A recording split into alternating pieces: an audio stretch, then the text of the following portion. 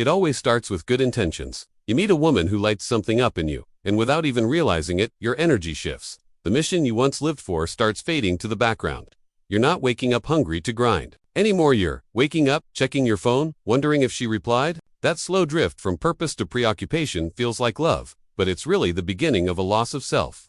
You start thinking you're doing the right thing by being attentive, being present, being always available. You're giving her time, giving her space, giving her all your emotional bandwidth, hoping she sees the value in it. But she doesn't. She sees the shift. She feels the weight of becoming your everything. And instead of feeling cherished, she starts to feel responsible for your emotional state. And that doesn't make her feel secure, it makes her feel trapped. The dynamic flips. She starts pulling back, not because she stopped caring, but because your frame got weak. Your life began revolving around her instead of your own path. What made you magnetic in the first place? Your drive, your discipline, your unshakable focus gets sacrificed to keep her happy. But in doing so, you lose the exact qualities that drew her in. She may not say it out loud, but she feels it. The energy shift. The neediness under the surface. The fact that you're no longer building for you, you're building for her. And she doesn't want that weight. She wants to join a man who already has a full life, not carry the burden of being the reason you get out of bed. That's not love. That's emotional dependence. And the moment she senses that, her respect starts to die, not because you're a bad man, but because you abandon yourself trying to keep her close. Masculine energy is forged in direction, in movement, in having a reason to wake up beyond validation, affection, or emotional safety. When you live from your mission, everything else aligns. But the moment your focus shifts toward keeping her happy, toward constantly checking in, texting, adjusting, you slowly surrender that direction, and she feels it. Not in what you say, but in your energy. You stop being the grounded man she was drawn to and start becoming the reactive man she has to manage. That shift kills polarity. Because polarity lives in tension. Masculine and feminine energies attract each other when they're in balance. But when your masculine collapses, her feminine closes. She doesn't feel free to surrender because now she's leading. Not by choice, but by necessity. And she resents that. She starts testing more, challenging you more, creating little storms just to feel if you'll hold the frame. Not because she wants conflict, but because she's subconsciously trying to feel your power again. She wants to feel your spine. Not your compliance. Not your softness. Your solidity.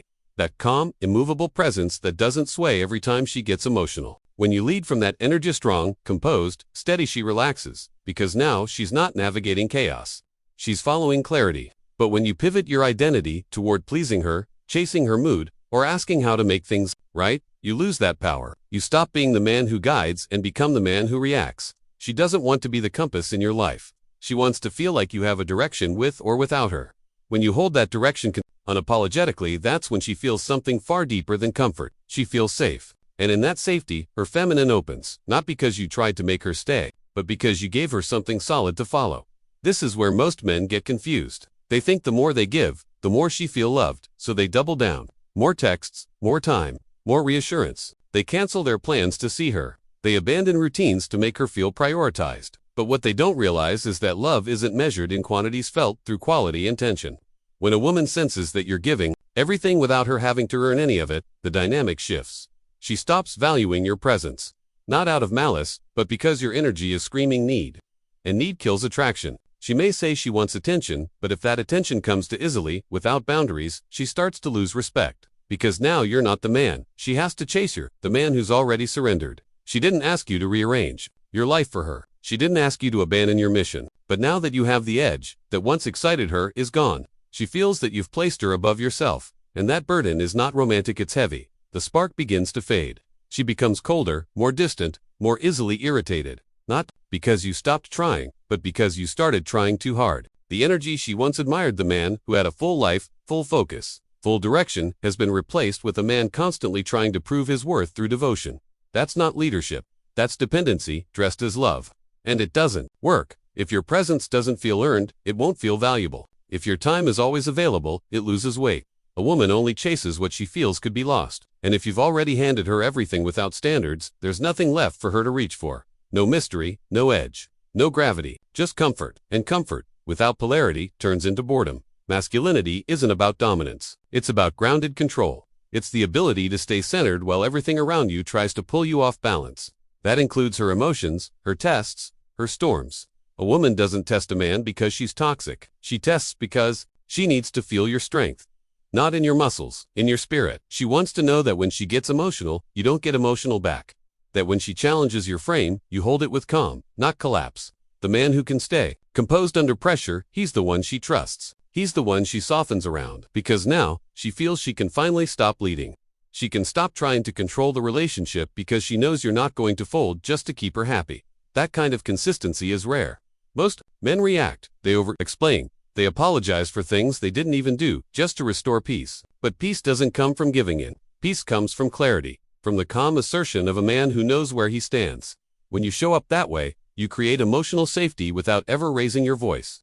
You show her that your world is ordered, not chaotic, and in return, she doesn't have to carry the masculine role anymore. She can relax into her natural feminine energy. That's the balance she's truly looking for.